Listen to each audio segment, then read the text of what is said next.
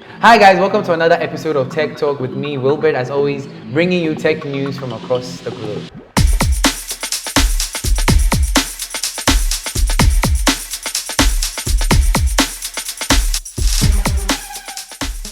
Investors in Nigeria are in trouble. If you have your money or if you have investments in cryptocurrency in Nigeria, I have very bad news for you. So let me give you all the insights of the story. Some users in Nigeria were unable to access their cryptocurrencies because the Central Bank of Nigeria had ordered all the telecommunication networks to actually restrict, access to the cryptocurrency sites. So if you had a Binance account or if you had a Crackdown account or you were using Coinbase, you were actually limited or still now limited from accessing those sites. Now, why did they even move to do this? The Nigerian economy is not in a very good state. The Nigerian currency, that's the Naira, the value has plummeted, like Charlie, is going down, right? And so when Binance actually restricted, or people who use Binance were unable to purchase dollars on their platform, just the next day, just right after that, then the Nigerian currency also started going further downwards.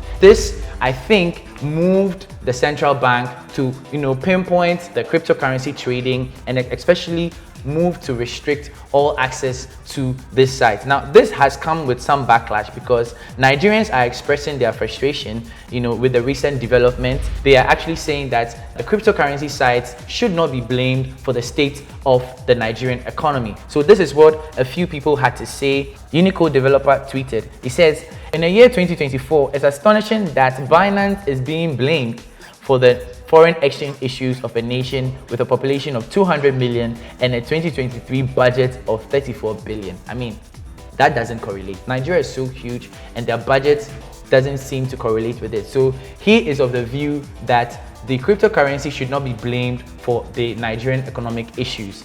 This is what another person also had to say, that L Divine made a sarcastic remark saying apparently $2 million spent in Binance is what is causing the dollar's value to plummet. It's like blaming the pedestrian for the car's braking issues. And then Chimize Chuta, Charlie, don't come at me if I mention your name wrong, who is the founder and coordinator of the Blockchain Nigeria user group, also had this to say. He criticized the government's focus on trying to solve the Naira's problem by targeting crypto transactions. He urges that this approach is flawed and unsustainable due to the multitude of alternative crypto exchanges available. If you are in Nigeria and you own cryptocurrency, I'm sorry for you, Charlie. Your investment is at stake. We here in Ghana will be praying for you. But then, this just sends a signal to all crypto investors to actually be very readily studying the market. Keep your eyes on the ground and be watching out for international policies. Yes, of course, cryptocurrency is unregulated, but then nations can actually move to try and restrict its access. Like the Central Bank of Nigeria, their major concerns, I believe, is the impact of cryptocurrency on their nation's, currency, right? The fluctuations and the values and the currency pricing that cryptocurrency platforms provide can actually have a direct impact on their currencies, they believe.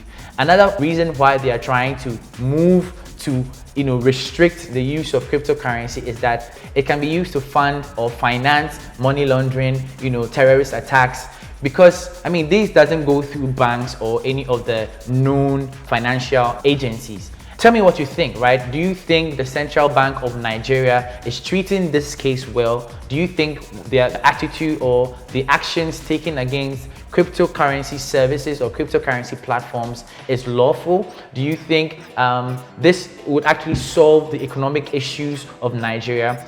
I don't think so, right? Cryptocurrency has its positives and as well as its negatives, but probably, that harmony between, the government and policy makers and then the cryptocurrency platforms needs to be ironed out. Tell me what you think in the comments. Every PC user in the world knows of Avast. Avast is a very popular, famous antivirus, software provider. And they're in the news again, and this time is the Federal Trade Commission of the US that is after them. The Federal Trade Commission, that's the FTC, said it will ban the antivirus giant Avast for selling consumers' web browsing data to advertisers after Avast claimed its product would prevent its users from online tracking. Avast also settled the federal regulator's charges for $16.5 million, which the FTC said will provide redress for Avast users whose sensitive browsing data was improperly sold to ad giants and data brokers. This is what Samuel Levine, the director of the FTC, had to say about this case. Avast promised users that its product would protect the privacy of their browsing data, but delivered the opposite. So now let's sink into this story, right? Avast here is a popular antivirus software provider. I believe if you own a PC, or if you have ever owned a PC, you have installed this antivirus software before. Data in terms of marketing is very important because advertisers are able to use user data to better target their audience, right? With access to data, your marketing strategies or your marketing campaigns will not be a hit or miss. You can actually segment the market, target specific people that you believe that your product appeal to, and then shoot your ads to them. So data is very, very important, and all advertisers need data. Because of recent policy changes, right, you must actually allow for your data to be taken by advertisers. So if you ever visit a platform, you need to accept cookies for your data to be taken and then probably used by the platform to better enhance their marketing activities. Now here's where the trouble is really. Avast, purporting to be an antivirus software tool that integrates with your web browser as well to give you complete security whilst you are browsing on the web, takes your data without your knowledge, without your permission, and hands it over to advertisers. Now this is criminal because you need to give consent to your data being used by any other platforms. I mean, this is Avast. This is a very well-known software provider, and this is what they have done to us. So what about the others that you're using? And what about the other ones which are not so well known, from reputable institutions, right? There are so many softwares that you download onto your phone, which you don't even know where they are from, but because you want a WhatsApp status downloader or you want a VPN, right? You just go online and download something. This brings to light the fact that some of these software companies actually provide what you need so that they can get from you your data and sell it elsewhere. So we should be very careful about the software that we download and always keep your eye on security issues to ensure that your data is not being sold to advertisers. So that is exactly why the FTC is banning them. Now, I believe that this particular policy changes or this particular ban may only affect users in the US. So what about us who are down here in Africa? What are our policymakers doing to actually protect the privacy and the data of people here in Ghana and across Africa? If you are serious about digital advertising or digital marketing and have not taken the digital ad certificate program from Aleph, then you should actually do that. So Aleph Digital Ad Program is a comprehensive training course designed to equip individuals with the skills and knowledge needed to excel in the field of digital advertising.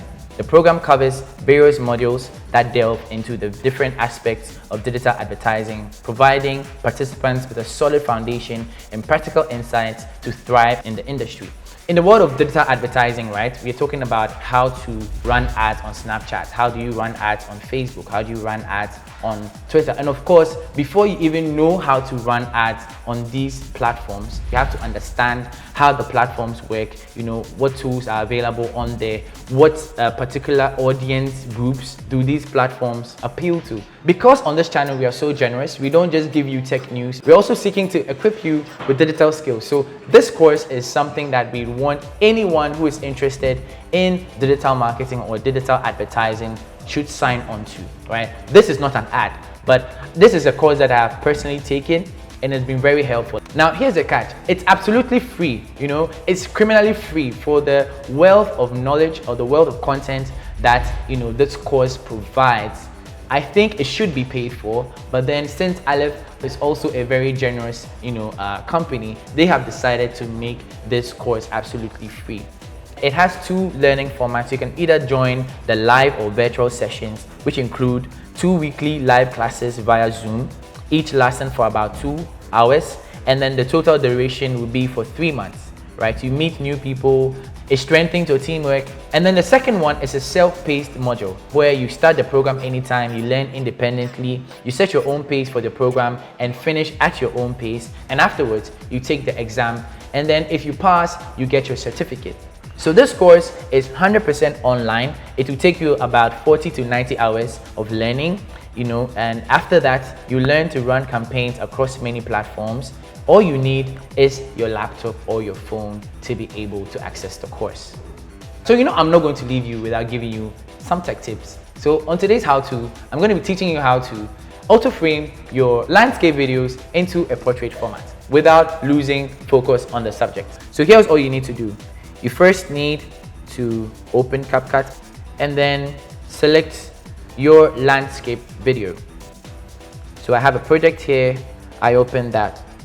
At the bottom of the screen, hit edit. Scroll to the right and select auto frame. Now choose the 9:16 format or any other format that you'd want it to have. So after you do that, select and hit the check button, and voila, the app will do its work. So great, that's all we have for you for today, but do keep your eyes on this channel. Like, share, subscribe, leave all your comments in the comment section. Signing out is me, Wilbert, once again, bringing you tech news from across the globe.